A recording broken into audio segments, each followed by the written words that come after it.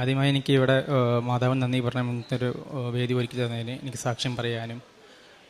എൻ്റെ പേര് സെബി, ഞാൻ ചെന്നൈയിൽ നിന്ന് വരുന്നു. ഞാൻ അബുദാബിയിലെ HSC ആയിട്ട് സൂപ്പർവൈസറായിട്ട് വർക്ക് ചെയ്യുന്നു. അവിടെ എനിക്ക് ഇവിടെ സാക്ഷ്യം പറയുവാനുള്ള കാരണം എൻ്റെ ലൈഫിൽ ഉണ്ടായ ഒരു അനുഭവം പങ്കുവയ്ക്കുവാനാണ്. കാരണം വെച്ച് കഴിഞ്ഞാൽ ഞാനൊരു 2015 മുതൽ ഞാൻ അബ്രോഡ് പോകാൻ കുറേ ട്രൈ ചെയ്ത ആളായിരുന്നു. എനിക്ക് ആ സമയത്ത് കുറേ ഇൻ്റർവ്യൂസ് അറ്റൻഡ് ചെയ്തിട്ടുണ്ട്. ചോദിക്കുമ്പോഴൊക്കെ ചോദിക്കണത് അതായത് എനിക്ക് എക്സ്പീരിയൻസ് ഇല്ല എന്നൊക്കെ പറഞ്ഞ് എന്നെ റിജക്റ്റ് ചെയ്യാറുണ്ട്. പക്ഷേ ഞാൻ അതുപോലെ തന്നെ ഒരു 2015 മുതൽ 2020 വരെയ്ക്ക് ഞാൻ കുറേ ട്രൈ ചെയ്തിട്ടുണ്ട്. ഏകദേശം 5-6 ഇയേഴ്സ് ട്രൈ ചെയ്തിട്ടുണ്ട്, എനിക്ക് കിട്ടായിരുന്നില്ല. അതിനിടയ്ക്ക് വെച്ച് ഞാൻ വീട്ടിൽ കുറച്ച് ബെഡ് റെസ്റ്റായിട്ട് കിടക്കുമായിരുന്നു. അതിനിടയ്ക്ക് വെച്ച് വീടിൻ്റെ അവിടെ ഒരു ചെറിയൊരു വഴക്കുണ്ടായി. എൻ്റെ വീടിൻ്റെ അവിടെയും തൊട്ടടുത്ത അയൽവക്കമായിട്ട് വഴക്കുണ്ടായി. അപ്പോൾ അവർക്കറിയാം ഞാൻ കുറേ കാലമായിട്ട് ഞാനിങ്ങനെ അബ്രോഡ് പോകാൻ ട്രൈ ചെയ്യുന്ന ആളാണെന്ന് അവർക്കറിയാം. സോ അവരുടെ മെയിൻ മോട്ടീവ് ഞാൻ എങ്ങനെയെങ്കിലും അബ്രോഡ് എന്നെ പറഞ്ഞു വിടാൻ പാടില്ല. സോ അതിനുള്ള കാര്യങ്ങളെല്ലാം അവർ ചെയ്തിട്ടുണ്ടായിരുന്നു. അപ്പോൾ എനിക്ക് അവിടെ ബാക്ക്ഗ്രൗണ്ടായിട്ട് എനിക്ക് ഒന്നും ഉണ്ടായിരുന്നില്ല. എൻ്റെ റിലേറ്റീവ്സ് ആയാലും എല്ലാവരും, അതായത് അവരുടെ സേഫ്റ്റിയാണ് അവർ നോക്കിയത്. ബിക്കോസ് ഞങ്ങളവിടെ അന്യനാണ്. ചെന്നൈയിൽ താമസിക്കുമ്പോൾ നമുക്ക് ആകെ എൻ്റെ ഫാമിലി, പിന്നെ എൻ്റെ കൂട്ടുകാരന്മാർ, പിന്നെ അവരും ബാക്കിയുള്ള എൻ്റെ റിലേറ്റീവ്സ് ആയാലും എൻ്റെ പോലെ തന്നെ അവിടെ വന്ന് താമസിക്കുന്ന ആൾക്കാരായിരുന്നു. അപ്പോൾ അവർക്കും വന്ന ആ കാലത്തൊന്നും ഇടപെടാൻ പറ്റില്ല. കാരണം വെച്ച് കഴിഞ്ഞാൽ അവർ ചെറിയ വഴക്കായിരുന്നു. ആ വഴക്ക് അവർ വലുതാക്കിയിട്ട് മാക്സിമം എന്നെ പുറത്തേക്ക് പോകാൻ പറ്റാത്ത രീതിയിൽ അവരെന്നെ പ്രശ്നം വലുതാക്കി കൊണ്ടുവന്നു. അപ്പോൾ എനിക്ക് എവിടെ നിന്നറിയില്ല സപ്പോർട്ട് വന്നതെന്ന്. അതായത് മാതാവ് ഇടപെട്ട പോലെ മാതാവ് തന്നെ ഇറങ്ങി ഇടപെട്ട് അതായത് എൻ്റെ ലൈഫിൽ വരാൻ പറ്റാത്ത ആൾക്കാരെല്ലാവരും എനിക്ക് ഇടപെട്ട് അതിൽ നിന്ന് എന്നെ രക്ഷപ്പെടുത്തി ഒരു സേഫ് സോണിലേക്ക് ആക്കി എന്നെ. പക്ഷേ അവരുടെ കയ്യിൽ എന്നെ കൊടുത്തില്ല. അവരുടെ കയ്യിൽ കൊടുക്കുവാണെങ്കിൽ എന്നെ തിരിച്ച് കിട്ടുമായിരുന്നില്ല. കാരണം വെച്ചാൽ ആ സമയത്ത് അത്രയും ബുദ്ധിമുട്ടുള്ള സമയമായിരുന്നു എനിക്കും എൻ്റെ ഫാമിലിക്ക്. പിന്നെ അത് കഴിഞ്ഞ് ഞാൻ ഇത്ര ദിവസം ട്രൈ ചെയ്തെന്ന് എൻ്റെ അബ്രോഡ് ഒരു 5-6 കൊല്ലമായി ട്രൈ ചെയ്യുന്ന അബ്രോഡിൻ്റെ ഒരു ജോലി ഓപ്പർച്യൂണിറ്റി എനിക്ക് ആ സമയത്തായിട്ട് എനിക്ക് മാതാവ് ഒരുക്കി തന്നു. കാരണം വെച്ച് കഴിഞ്ഞാൽ എനിക്കറിയാം എനിക്ക് ഇനി പോകാൻ പറ്റില്ല, എൻ്റെ ലൈഫിൽ എനിക്ക് പുറത്തേക്ക് കിടക്കാൻ പറ്റില്ല, ഞാൻ ഇങ്ങനൊരു സംഭവത്തിൽ പെട്ടുപോയി, എനിക്ക് എന്താ ചെയ്യാൻ പറ്റാത്ത അങ്ങനത്തെ ഒരു അവസ്ഥയായിരുന്നു. അന്നേരം എനിക്ക് പെട്ടെന്നൊരു ഒരു ജോബ് ഓഫർ വന്നു, സൗദിയിലേക്ക് പോകാനുള്ള ഒരു ജോബ് ഓഫർ. പക്ഷേ എനിക്ക് ആ സമയത്ത് എനിക്ക് ഉടമ്പടി എടുക്കാൻ പറ്റുന്ന സമയമില്ല. കാരണം വെച്ചാൽ അത്ര ഹരിബരിയായിട്ടാണ് എനിക്ക് പോകാൻ പറ്റിയത്. ഞാൻ പക്ഷേ മാതാവിനോട് പ്രാർത്ഥിച്ചിട്ടുണ്ടായിരുന്നു, ഞാൻ എന്തായാലും ഉറപ്പായാലും തിരിച്ചു വരുമ്പോൾ ഉടമ്പടി ഇവിടെ വന്ന് നേരിട്ട് ഉടമ്പടി എടുക്കുമെന്ന് പറഞ്ഞിട്ടാണ് പോയിണ്ടായിരുന്നത്. പക്ഷേ ഞാൻ അവിടെ പ്രാർത്ഥനയിലൊന്നും ഞാൻ കുറവ് വെച്ചിട്ടുണ്ടായിരുന്നില്ല. ആ സമയത്ത് ഞാൻ അവിടെ ആയാലും എന്നും രാവിലെ പിന്നെ അച്ഛൻ്റെ ധ്യാനം കേൾക്കാറുണ്ട്, പിന്നെ വൈകിട്ട് ഞാൻ പ്രാർത്ഥിച്ചതിനെ കിടക്കുവാറുള്ളൂ, ബൈബിൾ വായിച്ചതിനെ കിടക്കുവാറുള്ളൂ.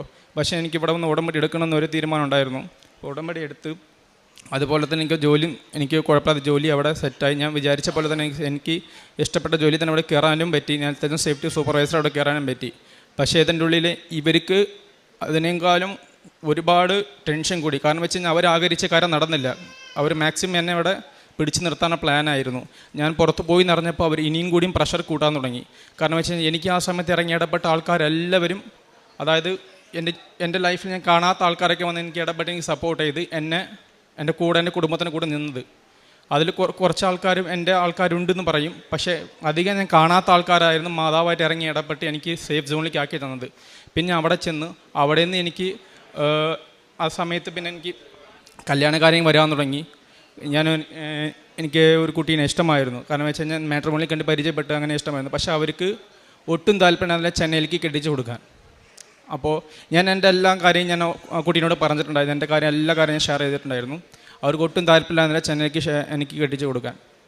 അത് കഴിഞ്ഞിട്ട് അവർക്ക് ആകെ ഒരു തീരുമാനം ഉണ്ടായിരുന്നുള്ളൂ, ഞാൻ എത്രയും പെട്ടെന്ന് UAE മാറണമെന്ന്. പക്ഷേ എനിക്ക് ആ സമയത്ത് ഇവിടുന്ന് എക്സിറ്റ് അടിച്ച് വരാൻ പറ്റുന്ന ഒരു അവസ്ഥയും അല്ല എനിക്ക്. ആ സമയത്ത് തന്നെ മാതാവ് എനിക്ക് ഒരു ഒരു ബെഡ് റെസ്റ്റ് പോലെ സൗദിയിൽ വെച്ച് എന്നെ അവിടെ ഹോസ്പിറ്റലൈസ്ഡ് ആക്കി. ആ സമയത്ത് എനിക്ക് വർക്കിനൊന്നും പോകാൻ പറ്റി. എക്സാക്ട്ലി ഒരു 1 വീക്ക് ഞാൻ വർക്കിന് പോകാൻ പറ്റാത്ത അവസ്ഥയായി. അവിടെ നിന്ന് തന്നെ വേഗം അവർ ഓക്കെ നീ നാട്ടിലേക്ക് പോയിക്കോ, ട്രീറ്റ്മെൻറ്റ് നോക്കാൻ നാട്ടിലേക്ക് പോയിക്കുന്നു അങ്ങനെ പറഞ്ഞയച്ച് ആ സമയത്ത് മാതാവിനെ സേഫ് നിന്ന് അവിടെ നിന്ന് കൊണ്ടുവന്ന് ഞാൻ വിചാരിച്ച പോലെ തന്നെ എനിക്ക് UAE ജോലി കയറാനും പറ്റി. അതുപോലെ തന്നെ ഞാൻ വിചാരിക്കാത്ത സാലറിനേക്കാളും നല്ല സാലറിയിലും ഫസ്റ്റ് റൗണ്ട് തന്നെ ഇൻ്റർവ്യൂ ക്ലിയർ ചെയ്യുകയും ചെയ്തു. അവരാഗ്രഹിക്കപ്പെട്ട പോലെ തന്നെ ഞാൻ അവിടെയും പോയി ജോയിൻ ചെയ്ത് വീണ്ടും വന്ന് ഇവിടെ ഉടമ്പടി 2ാമത്തെ പ്രാവശ്യം പുതുക്കുകയും ചെയ്തു. ഞാൻ വിചാരിച്ച കാര്യം എൻ്റെ മാതാവ് നല്ല രീതിയിൽ നടത്തി തന്നു. ഇപ്പോഴും ഞാൻ ഒരു കുഴപ്പമില്ലാണ്ട് ഇരിക്കുകയാണ്. ഇപ്പം എല്ലാവരും ഇപ്പോൾ വിചാരിച്ചു ഞാൻ വന്നു കഴിഞ്ഞാൽ വല്ല പ്രശ്നം ഉണ്ടാവുമെന്ന് വിചാരിച്ചിട്ടുണ്ട്. പക്ഷേ എനിക്കൊരു പ്രശ്നമില്ല, എൻ്റെ കൂടെ മാതാവുള്ള കാരണം എനിക്കൊരു പേടിയിലാണ് ഞാൻ നിൽക്കുകയാണ്. ഇപ്പോൾ ഞാൻ വിശ്വാസം ചെയ്യുമെന്ന് പറഞ്ഞാൽ ഞാൻ ഓൾറെഡി എല്ലാ ഞായറാഴ്ച മുടങ്ങാതെ പള്ളിക്ക് പോകുന്ന ആളാണ്. പള്ളി ആക്ടിവിറ്റീസ് എല്ലാം ഞാൻ മുൻപ് നിൽക്കുന്ന ആളാണ്.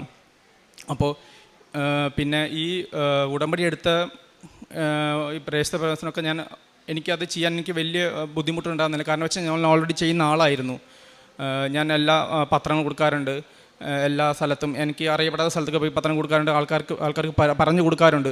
പക്ഷേ ഞാനിങ്ങനെ പറയുന്നത് ഒരിക്കലും പ്രതീക്ഷിച്ചില്ല. എൻ്റെ കൂട്ടുകാരന്മാരായാലും ശരി, എൻ്റെ കൂടുന്ന ആൾക്കാരും എൻ്റെ വീട്ടുകാരായാലും ഞാനിങ്ങനെ നടന്ന് ഇങ്ങനെ കാര്യങ്ങളൊക്കെ പറയുന്നത് ഒരിക്കലും വിശ്വസിച്ചിട്ടുണ്ടായിരുന്നില്ല. പക്ഷേ എനിക്ക് കിട്ടിയ ഒരു അത്ഭുതം എല്ലാവർക്കും ഒന്ന് ഷെയർ ചെയ്യണം. പിന്നെ ഇത് മാത്രമല്ല, ഇതും കൂടാതെ എനിക്ക് വേറെ കുറേ അത്ഭുതം നടന്നിട്ടുണ്ട്. ഞാൻ പ്രാർത്ഥിച്ച കുറേ പേർക്ക് കുറേ കാര്യം നടന്നിട്ടുണ്ട്. പക്ഷേ എനിക്ക് അവരെ കൊണ്ടുവന്നിട്ട് എനിക്ക് സാക്ഷി നിർത്തി പറഞ്ഞാലേ അത് വാലിഡ് ആവുള്ളൂ. അതെനിക്ക് പറയാൻ പറ്റാത്ത ഒരവസ്ഥയാണ് നിൽക്കുന്നത്. പക്ഷേ എനിക്ക് പ്രാർത്ഥനയിൽ കുറേ കാര്യങ്ങൾ നേടിയിട്ടുണ്ട്. ഇത് മാത്രമല്ല, വലുതും ചെറുതായിട്ട് കുറേ കാര്യങ്ങൾ നേടിയിട്ടുണ്ട്. ഞാൻ ആദ്യം കുമ്പസാരിക്കാൻ, അതായത് പള്ളിയിലേക്ക് പോവും, കുർബാന കാണും, അത് മാത്രം ഉണ്ടായിരുന്നുള്ളൂ. പക്ഷേ കുമ്പസാരിക്കാറില്ല ആദ്യമൊന്നും, എപ്പോഴെങ്കിലും മാസത്തിൽ 2 പ്രാവശ്യം. ഇപ്പോൾ ഞാൻ എൻ്റെ കാര്യത്തിന് വേണ്ടി ഞാൻ മാക്സിമം കുമ്പസാരിക്കും. പ്രാർത്ഥനയുടെ അടുത്തപ്പോൾ എൻ്റെ ജീവിതത്തിൽ കുറേ കാര്യങ്ങൾ എനിക്ക് നല്ലതായി നടക്കുന്നു. ഞാൻ വിചാരിക്കാത്ത കാര്യങ്ങളൊക്കെ എനിക്ക് അനുഭൂതിയുമായി നടന്ന് വരുവാണ് എനിക്കിപ്പോൾ. എല്ലാത്തിനും നന്ദി പറയുന്നു. എനിക്ക് ഇങ്ങനത്തെ ഒരു കാര്യം ഒരുക്കി തന്നതിന് ദൈവകുമാരനും